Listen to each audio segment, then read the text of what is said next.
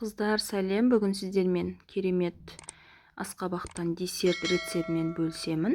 Балаларыңыз жемесе, осылай жасап берсеңіздер болады. Қызықтырып, тәтті қылып. Алдымен асқабағымызды қабығынан тазартып аламыз.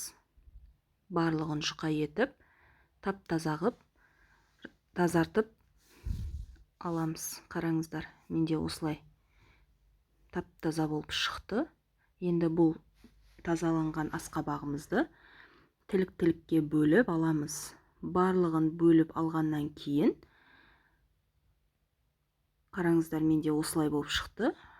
Жұқа емес, қалың емес, орташа.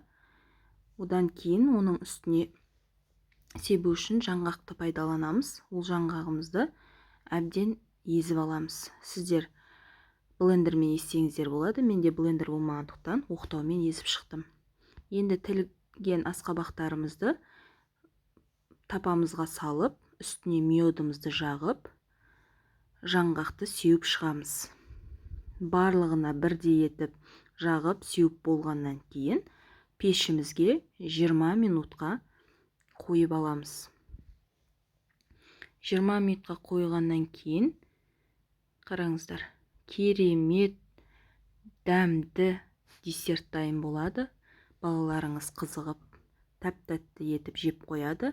Мен әсемдік үшін кокос ұнтағы мен черниканы пайдаландым. Сіздер өз қалауларыңыз бойынша пайдалансаңыздар болады. Менің YouTube каналыма тіркеліп, толық нұсқасын көріп, пікірлеріңізді қалдырып кетіңіздер.